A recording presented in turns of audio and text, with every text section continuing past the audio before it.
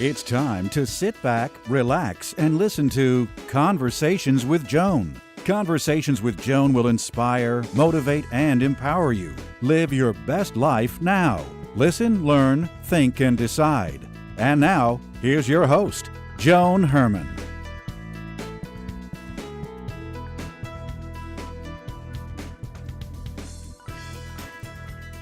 Welcome to Change Your Attitude, Change Your Life's Conversations with Joan. I'm Joan Herman. Thanks for tuning in. Conversations with Joan focuses on topics that are important to your life, from health and wellness to professional development to personal well-being. Change makers join me to share their insights, tips, and strategies so you can thrive and live your best life now. Thank you for taking time for yourself, and thank you for letting us be a part of your life. Now, let's start talking. Today's guest, Susan Packard, believes that emotions can sink us or they can power us like fuel to succeed. Susan has developed a program that can help us grow emotional fitness so that we can thrive in all areas of life. According to Susan, success is an inside job. Susan is the co-founder of HGTV and its former chief operating officer. She worked on the startup teams for HBO and CNBC. She's a speaker, a guest expert on television and radio, and an op-ed contributor. Susan is the author of the new book, Fully Human, 3 Steps to Grow Your Emotional Fitness in Work, Leadership, and Life. Welcome, Susan. Thank you so much for joining us. Thank you, Joan, for having me. So, Susan, you teach us that we should grow our emotional fitness in order to thrive in all areas of life. When did you learn that emotions play a vital role in the workplace? Well, it all came together for me when I was asked to join HGTV. I was its second employee, and its chief operating officer. I was 39, and, it was one of those situations where I had sort of powered through roadblocks all my life and had gotten to a place of leadership, but it was all external and all surface, and it was time for me to kind of press the pause button and to say, okay, if I am really going to, this idea has so much promise, and if I'm going to be an effective leader in this company, I need to know what I stand for and, what core principles drive me.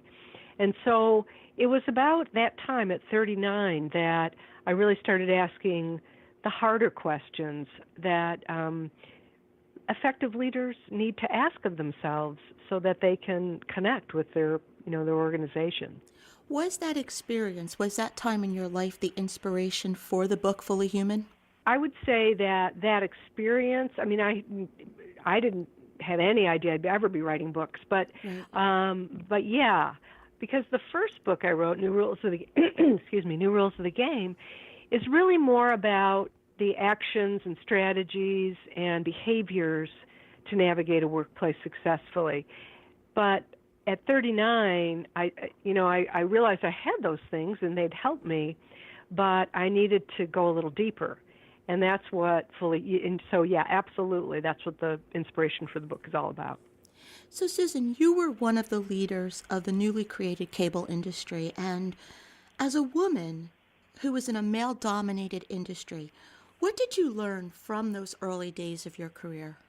Well, for me, it was always about the learning, and you can have a good college degree and and all of that, but then you go into the workplace, and can you learn the job? And I wanted to learn this job. This tech. It was cable back then, cable TV. I wanted to understand it and learn it. So the only people around to teach me were men, and I didn't really see it as a gender issue. In my first book, I talk about climbing poles, with some of my clients, and just trying to see the business through their eyes, which is an EQ practice, is the understanding what's important to your client is, I think, foundational to being effective whether you're a marketer or salesperson or manager. And so that was what that was about. And it just so happened, and it was unfortunate because I would have loved to have had female role models, but they weren't around at the time. And so, you do what you can and you learn what you need to learn regardless. So you just mentioned that it was an EQ practice. Let's talk about that for a moment. What is emotional fitness? Emotional fitness is the modernized version, the fortified version of the idea called emotional intelligence, or EQ for short, that was brought to workplaces in the 90s. It's a skill set, and it's basically self-awareness, and it's also reading others and responding effectively to them and their emotions. So it's two things, and technology was just starting to take off in the 90s when this idea came into being. So here we are in the work world of 2019, and technology dominates it. So, that I felt it was critical that got addressed in this book, as well as outside the workplace. There's so much emotional chaos and anxiety that we're feeling. There was a lot in my book. I have a lot of research on 40 million people experience some sort of social anxiety, and 21 million people in substance abuse, and more suicides than homicides. All of this going on today, and the numbers have never been more dire, truthfully. So it's really hard to practice good EQ. It's a harder time today, and we bring a lot of these unsettled feelings into the workplace with us. So this idea that the book is about, the 3 steps, is what do you do about that, and how can you live your best and most productive emotional life, whether it's work or outside of the workplace. And that's what these 3 steps help with. So the 3 components that you write about, willingness, trust, and we principles. Looking at the first, willingness, taking action, be willing to try, what do you believe holds so many of us back from taking action? Well, if I had to say just one thing, I would say we're unsettled because of some experiences we've had in the past, and the past could be 24 hours, it could be this morning, that we don't really want to have to address. Mm-hmm. So as a result, we just keep pushing forward, and we shut it out, and we stuff it down, and then we eventually run out of room. What happens after that is a lot of different things, none of which are good. Mm-hmm. So I would say that's the main reason we don't want to do it, because, it's kind of scary to look under the hood and to really get a sense of what your deep inner principles are about, who you are, settle into yourself to know what's important to me, and, get to this place where our noble emotions lie is a process. Mm-hmm. But I think people, I know that was true for me until I turned 39. I just kept putting one foot in front of the other, and from a work performance standpoint, no one knew that, I needed other parts to complete me except me. And It finally got to that place at, 39 where I said, okay, Susan, it's time to start taking some inventory here. And for you, it was age 39. For me, it was age 43.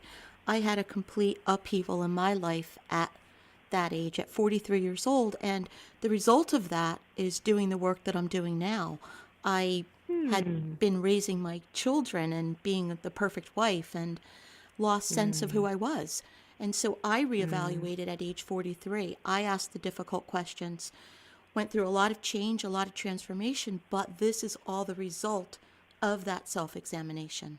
Isn't that wonderful? I know it sounds like it was really painful, and it is, and this is why people don't want to do it. But when you get to the other side, it's so wonderful. It is. And it's a lot of, what I've learned, what I believe is it's a lot of fear that holds us back, that keeps us from taking a chance, because we'd rather just stay safe and comfortable and doing what you said, putting one foot in front of the other instead of going into the unknown. But the unknown is beautiful. It could be. Yeah, and you're absolutely right. Of all the emotions in the workplace, and whether I was inside a work, a company and working with people, or now as I, mentor others, it's fear. That is the most fundamental, unproductive, self-limiting emotion that we have. And, we have to, it's if we want to have peace of mind, we have to deal with it. Well, Susan, you've taken on so many challenging projects, and by anyone's standards, you're an accomplished woman. How did you move through your fears? How were you able to push those aside and take on all of these challenges? Well, I have two practices that I've taken on. One is a meditative, contemplative practice. Mm-hmm. And so I've learned a certain form of meditation, which is more than just, sitting in quiet. I mean, it's sort of a way of how you see the world and how you relate to one another, and how you cherish people, and hopefully they cherish you. I mean, it all comes out of this practice. And in the book, at the very end of the book, last chapter, I really struggled with this, but I ultimately wrote it, and it was about I'm in recovery. And so that's a whole nother practice of a way to live. I mean, I feel so fortunate because I have both of these that I can rely on that sort of are all summed up in these 3 steps. And, no one has to go through what I went through, mm-hmm. Or maybe what you went through. And they, you can read this book, and if you do these things, you really can get to a place of joy and fulfillment. And what I like about what you just said, for so long, a meditative practice, people who meditated, they were viewed as hippies from, Southern mm-hmm. California. But people like you, like me, I'm a true type A personality. To be able mm-hmm. to bring a spiritual practice into the business world and to show the scientific benefits of that, mm-hmm. I think that that's such a great point that you're making. Yeah, and the good news is there is a whole lot of science behind it. So those left-brainers out there who want to defy you when you argue about it, you can show them all the neuroscience, and it's really helpful. Mm-hmm. So your second component of the EQ Fitness is trust. And for someone who's been through a very challenging time, someone who's experienced a lot of loss, a lot of pain, how can that person find the trust that's necessary to build healthy relationships?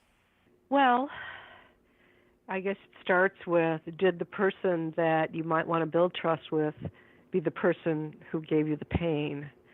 Then it's really a choice of how vulnerable do you become. Because the thing about trust is it can feel like a high wire act between vulnerability and self-protection. And, again, how open do you want to become? But that's also true with those that might be strangers to you that you work with. And, you come into the workplace, and it feels so gratifying to have relationships of trust in the workplace. But at the same time, I say we have a willing heart, but we also have a shrewd eye. Not everyone is deserving of our trust, and that's a part of your evaluation of, okay, because it's a reciprocal relationship. It takes 2 to tango with trust.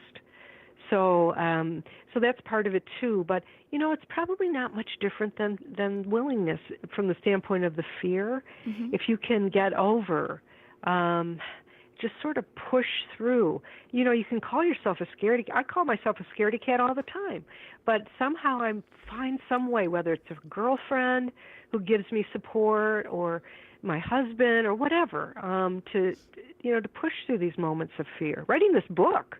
I mean, I really, it was a big pause for me to think about, do I really write this book? But I'm hopeful, that maybe it can provide some guidance and for others, And it's a wonderful foundation for the we principles, because what I've learned in business today, and I'm a firm believer that we're moving more to a state of collaboration than competition. I think we get more accomplished when we work together as a we, where there are win-win scenarios set up that everybody benefits. So when there's so much pride and ego and so much of that,